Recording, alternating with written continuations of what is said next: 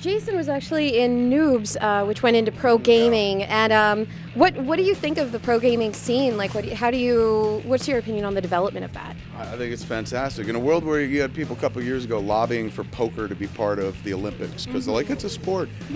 This is a sport, man. There are people that are competitively game, and granted, you're sitting in one place and doing it, but that's like ping pong. You sat in one place and played table tennis. This actually requires, I think, a far deeper skill level than simply hitting the ping pong ball and whatnot. So I'm all for it. I understand competitive gaming. I believe in it. I mean, think about the amount of time that goes into cracking one game. Like, shouldn't there be some sort of competition for it? Shouldn't there be some sort of like, hey man, these are the best of the best? Why not? Everything else becomes competitive, and it makes it more fun when it is, because people can, we've come to a place with video games where an audience is satisfied to kick back and watch it. It used to be back in the day, you watch somebody play a video game, you're like, give me the controller, and you want to do it yourself. But now the graphics are so amazing that you can sit there and watch someone play and be roped in as a spectator without being like, I'm not going to enjoy this unless I'm playing. So I could see whereas competitive gaming brings in an audience, people can watch other people play.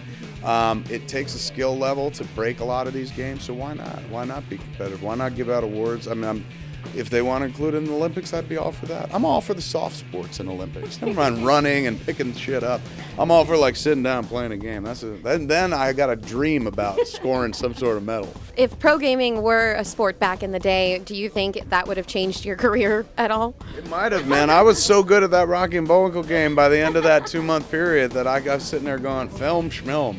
I could just do this. Nobody remembers that game now. Thank God I didn't commit my whole life to that Rocky and Bullwinkle. It would have been like majoring in like Norse mythology in college. Just like an absolute waste of your time. Bunch of Norse mythology majors like, fuck you, cop out was a waste of my time. They're absolutely right. But when it comes all right, I'm enough with Norse mythology. I'm digging a deeper hole. Bunch of Nordic people are so pissed at me right now.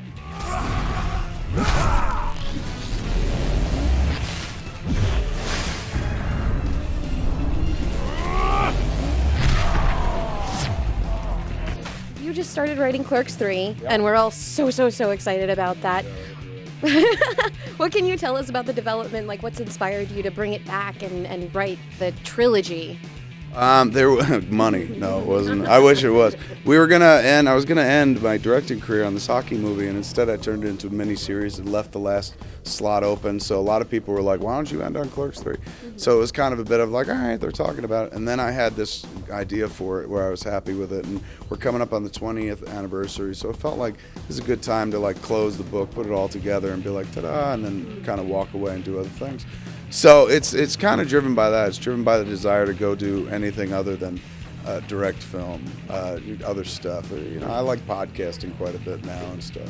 So I'd rather do that. I'd rather sit down and talk to people than kind of sit on a set and direct people anymore. It's like when I started it, the stuff I was talking about, nobody was talking about. But now you jump on the internet, man, everyone dissects movies. They all talk about Star Wars and stuff. So what's the point? It's kind of like becoming redundant at a certain point.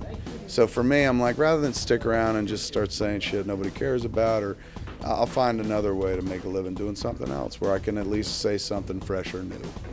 So as a filmmaker, what do you think of the rising YouTube film industry in a way?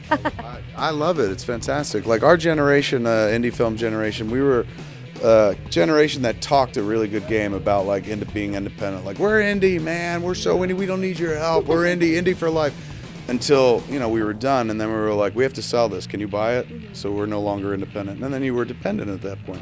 So we talked about a good indie game, but we didn't really deliver. Like, this generation seems to be promising on delivering on the promise of indie film that we made back in the 90s, because rather than wait for somebody to be like, I made a movie, now buy it. They don't care about whether somebody's there to buy it or not. They're like, we'll find our own audience. And YouTube's been a big part of that, man. Like, you don't think about making and selling something to somebody else when you have your own distribution method right there, and you can pop something up there. It doesn't even have to be an hour, half hour, 5 minutes, 10 minutes. It could be a 30-second clip that winds up getting 15 million hits. And in that world, when you got 15 million hits watching your 30-second YouTube clip, you've done way better than I ever did in life. You've now amassed far larger audience than I ever have. So that technology and it being available on everybody's laptop, smartphone, and whatnot, is just empowered this generation. You don't have to go ask mom and dad for money or try to put film on your credit cards. The technology is democratized. It's so affordable. You can get your hands on it. And I've said it a zillion times, but you got yourself a smartphone, you could shoot, cut, and upload the movie to have it be seen all within the span of one day or less from one device. It's crazy. So at that place, where it's open to everybody to kind of become the masters of their own destiny. Stop being entertained and start being entertaining. It's great to watch. I wish I was younger because I'd join them, but at a certain point, you kind of, I had my run. So it's nice to kind of kick back and watch the kids head at it themselves. It sounds ridiculous and pedantic, but I'm so proud of this generation because they don't wait for anybody to be like, here's your check. Mm-hmm. They're like, we'll figure it out. And believe me, it doesn't mean they don't like money. They like money, but they're not waiting for a gatekeeper to give them permission. They're like, I got a dream, I'm just going to do it. I don't need your permission. And that's fantastic. That's true independence.